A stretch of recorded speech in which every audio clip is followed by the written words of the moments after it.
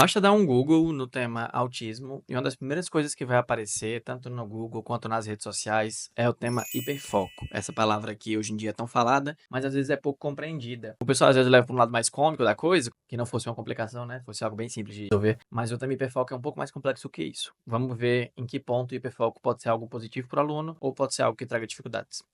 Então, primeiro, para definir o que é hiperfoco, para quem não sabe, o hiperfoco a gente está falando daquela pessoa que passa horas e horas a fio destinadas em uma atividade específica, né? Essa é uma característica bem comum de pessoas que têm autismo, porque às vezes para uma atividade de interesse, ou até mesmo para uma atividade rotineira, ela pode passar um tempão destinada a ficar fazendo só aquilo. Tem muita gente que confunde com os comportamentos obsessivos, mas como eles estão em outra ordem, a gente não vai entrar muito nesse vídeo. A ideia é que vocês entendam que o hiperfoco, ele é uma área em que o aluno se debruça mais, o aprendiz, a pessoa que está ali vivenciando aquilo, né? Ela se debruça mais acerca daquela especificidade, né? Então, há uma área que ela gosta mais e que por algum motivo se dedica mais àquilo. Então, há aqueles exemplos clássicos, né? O menino passa um tempão lá brincando com carrinhos, nem vê o tempo passar, ou então não pode ver um Lego quando vai passando na rua que quer comprar, ou que tem interesse em permanecer naquela atividade por muito tempo, né? Montando aquele bloco de Lego direto. Para adultos também isso acontece. Então, a pessoa tem hiperfoco às vezes em um tipo de conteúdo específico, né? Ah, eu só assisto dorama, sei lá. E aí a pessoa tem esse padrão específico de consumo de mídia, né? Esse hiperfoco é bem comum para as pessoas com autismo, tanto desde a infância até a vida adulta. A questão principal que a gente vai discutir nesse vídeo é como que esse hiperfoco impacta na vida. A gente vai ver quando que ele é benéfico para o aluno e quando não precisa nada ser feito, ou quando ele é algum objeto de intervenção, quando ele precisa ser de fato alterado. Então, primeiro desmistificando algumas crenças que se tem sobre hiperfoco. Hiperfoco não é só gostar muito de uma coisa. Hiperfoco é ter um estado quase de absorção, sabe?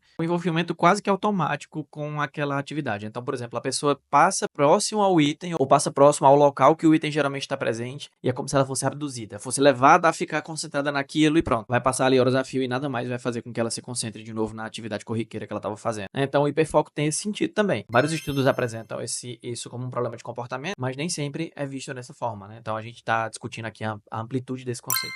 Uma curiosidade, que o que a gente chama de hiperfoco no autismo, às vezes pode ser muito parecido com o conceito da psicologia que a gente chama de flow.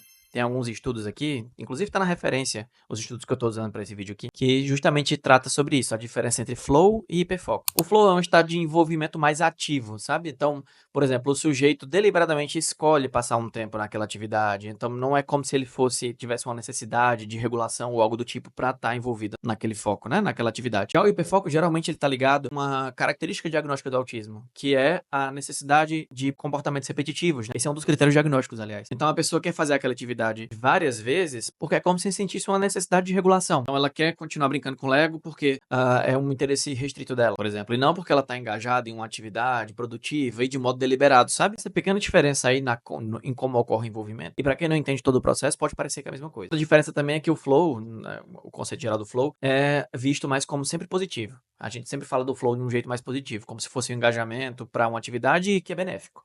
O hiperfoco não, ele tem essa diferença. Ele pode ser às vezes positivo, às vezes negativo. Depende de como isso é vivenciado pelo sujeito. Bem, discutindo os pontos gerais sobre o hiperfoco. Muitos autistas se destacam, por exemplo, tem aqueles casos clássicos, né, das pessoas que romantizam o autismo e dizem que, por exemplo, todo autista é um gênio e tudo mais. Geralmente essas pessoas estão falando sobre, primeiro, autistas que têm alto funcionamento e que têm um hiperfoco produtivo. Então, por exemplo, tem uma pessoa que tem autismo e que gosta muito das áreas científicas, ou que gosta muito de matemática, ou que gosta muito, sei lá, de desenho. Aí essa pessoa, provavelmente, como ela passa boa parte da vida dela pensando e se dedicando àquela atividade, ela vai acabar tendo um bom desempenho. Então, o hiperfoco pode ser diverso, pode ser em programação, em arte, música, ou como eu falei no começo do vídeo, pode ser também em atividades de casa, atividades rotineiras, né, enfim. O que vai diferenciar se o hiperfoco é adequado ou não, tá mais ligado geralmente à aceitação da comunidade, sabe? Se a sociedade, se a escola, família, professores acham aquele hiperfoco válido ou não. E aí acaba que entra naquela velha questão, né? As pessoas com autismo, quando vão crescendo e vão relatando, às vezes elas relatam direto, né, que tem que se comportar como se fosse para ser adequada ao que as pessoas dizem, e não necessariamente ao que ela quer fazer ou ao que ela pensa fazer. Então vem essa outra questão cultural aí envolvida. Mas, de certo modo, essa capacidade de se aprofundar em uma coisa e se dedicar a essa coisa é um ponto positivo, né? Ela pode fazer com que essa pessoa, por exemplo, tenha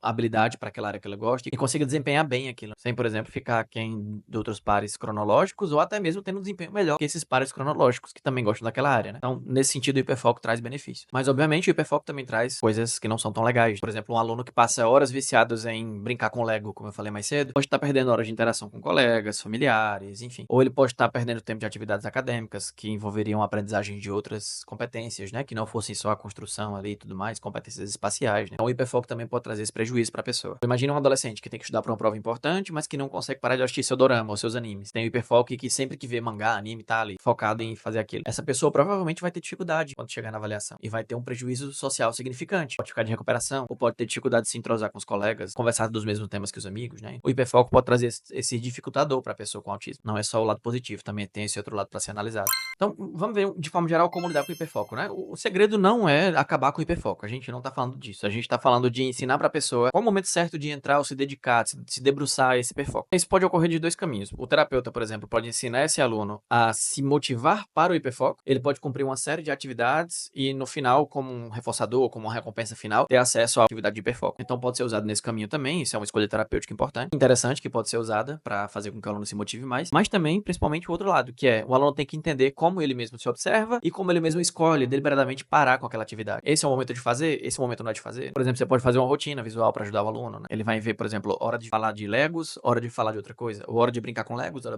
de brincar com outra coisa, sabe? Então esse caminho de escolha também deve ser parte do aluno, né? Para que ele também tenha ali comportamentos de autoobservação e autocontrole. Uma dica para os terapeutas que vai intervir, seja com criança, adolescente, adulto, jovem, é que se a pessoa provavelmente tem aquele hiperfoco e ela tá destinada muito tempo da sua vida, do seu repertório, das suas habilidades, a desenvolver aquela habilidade, provavelmente ela vai ter déficit em outras. Então, o caminho mais natural e mais fácil, talvez, seja pegar aquela habilidade que o aluno tem interesse e usar ela como fosse um pareamento, sabe? Por exemplo, enquanto você brinca de Lego, você também vai desenvolvendo outras habilidades, como conversar, brincar com o brinquedinho, ou observar pessoas brincando, enfim. Então, você tá usando tipo um pareamento, realmente, colocando lado a lado ali, né? A situação de hiperfoco com a nova situação que você quer estimular para ampliar repertório. Isso também vai reforçar a flexibilidade, que já foi assunto de outros vídeos aqui no canal. Quem quiser saber mais sobre flexibilidade psicológica, a gente já falou sobre ACT, inclusive, que também pode ajudar nessa situação aqui.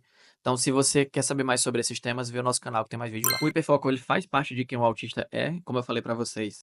Esse hiperfoco geralmente está ligado a comportamentos repetitivos, que é um critério diagnóstico do autismo. Então, a gente não tá falando de suprimir ou de fazer com que a pessoa perda o hiperfoco, né? A questão principal é entender se aquele hiperfoco está trazendo mais benefícios ou malefícios pro aluno e que ele aprenda a dosar, para que se estiver trazendo malefício, ele aprenda como usar de modo correto. E se estiver trazendo benefício, bem, aí é só administrar para que nada de errado aconteça, né? Outra dúvida que pode surgir para vocês é a diferença entre hiperfoco e comportamentos obsessivos e compulsivos. Se vocês quiserem, depois a gente faz um vídeo no canal falando sobre transtorno obsessivo compulsivo e as relações entre autismo. Acho que vai ser bem bacana, tá? Então comenta aqui embaixo se você quer, ou se você quer outro vídeo, outro assunto, comenta aqui embaixo também. Se você gostou desse conteúdo, não esquece de curtir, se inscrever no canal. Isso ajuda muito a gente a ganhar relevância e ficar aparecendo para outras pessoas. Esse vídeo vai fazer diferença na vida de outras pessoas, não só na sua. Não esquece de seguir também a gente nas outras redes sociais. Tem Instagram, tem TikTok, tem aqui o YouTube, né? O Shorts também, para quem quiser vídeos mais curtos. Todo dia sai um vídeo exclusivo para cada plataforma. De segunda a sexta, a gente tá lançando conteúdo. Também vê o nosso site, centroincentivo.com.br. Lá tem muito conteúdo bacana. Já falando sobre ACT lá também, falamos sobre flexibilidade, falamos sobre um monte de coisa lá. Vê no nosso site que você vai gostar. Então é isso, pessoal, e até a próxima.